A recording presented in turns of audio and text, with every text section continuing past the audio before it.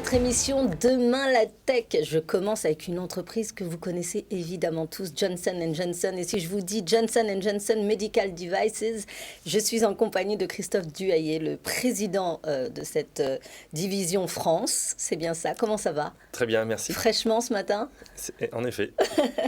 Alors, tout le monde connaît Johnson & Johnson, c'est dans plus de 60 pays, vous faites plein de choses. Aujourd'hui, vous êtes venu nous parler plutôt de la division médicale que vous dirigez, vous, en France, avec plus de 700 personnes.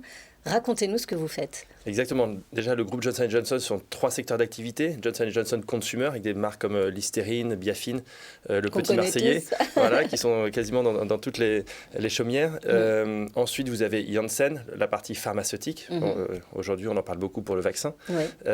Et puis, la branche médicale, le matériel médical que je dirige en France, qui a 3 secteurs d'activité. L'orthopédie, donc les prothèses de genoux, de hanches, le rachis, la chirurgie générale, et puis l'interventionnel pour le traitement des arythmies cardiaques et le traitement des AVC notamment. Eh bien, c'est pas rien, ça fait beaucoup de choses. Alors, vous parliez de l'orthopédie, justement, dans votre actualité. J'ai vu que vous aviez une innovation qui était émergente, notamment aux États-Unis. Est-ce qu'elle arrive sur le marché français aussi ? Alors, c'est une innovation qui est née en France, puisque c'est le rachat de la société, de la start-up qui s'appelle Orthotaxi, qui était une start-up grenobloise en 2018, et que le groupe J&J a racheté, a aidé à développer son robot pour la chirurgie du genou. Et en début d'année, on a eu l'approval réglementaire pour lancer ce robot chirurgical aux États-Unis. Il n'est pas encore lancé en Europe puisqu'on n'a pas encore le marquage CE, mais qu'on attend incessamment sous peu. Et donc on est très heureux de voir une pépite française se développer, éclore et puis commencer à inonder le marché. Oui, parce qu'on pense souvent que ça vient que des États-Unis, mais on est capable, nous aussi en France, d'innover, de créer, de développer. La France est une des grandes terres d'innovation aujourd'hui dans le monde pour tout ce qui est innovation, notamment digitale, dans le domaine de la santé. Alors, fin 2020, vous avez conclu un partenariat exclusif également avec une autre société française, une société strasbourgeoise. Dites-nous en plus. Encore une pépite française, c'est la société Visible Patient qui, en fait, à partir d'images en 2 dimensions, donc scanner IRM, est capable de reproduire en 3 dimensions un organe spécifique du corps.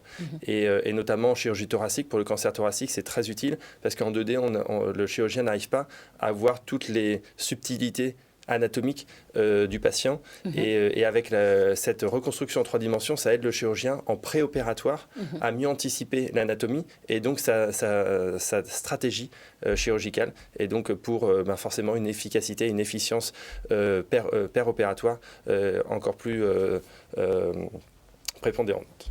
Alors, vous êtes l'un des leaders également en chirurgie digitale. On entend chirurgie digitale, on dit c'est inconcevable, et pourtant ça existe vraiment. Est-ce que vous pouvez nous en dire aussi un peu plus ? Oui, alors la chirurgie digitale, déjà quel est l'objectif ? C'est d'avoir une chirurgie moins invasive, plus intelligente et plus personnalisée pour chaque patient. Plus précise aussi ? Et plus précise. Donc, et là, qu'est-ce que c'est ? On est en train de créer un écosystème qui va rassembler la robotique, l'imagerie, on vient d'en parler avec Visible Patient, la robotique, on en a parlé avec le robot Vélis en orthopédie.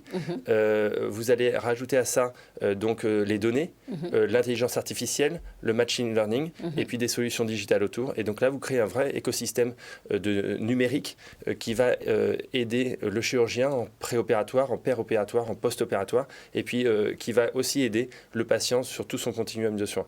Et donc l'idée, c'est d'avoir de favoriser non seulement l'acte chirurgical, mais aussi l'accompagnement du patient et à la fin, le système de santé qui doit s'y retrouver en termes d'efficacité et d'efficience. On est déjà dans le futur. Merci beaucoup Christophe Duhayer d'être venu nous parler. Je rappelle que vous êtes président de Johnson & Johnson Medical France, donc Medical Devices, si je le dis à l'américaine. Merci d'être venu nous parler de ces de ces beaux projets que vous portez. Merci à vous. Merci à vous. On se retrouve tout de suite pour un autre projet entrepreneurial.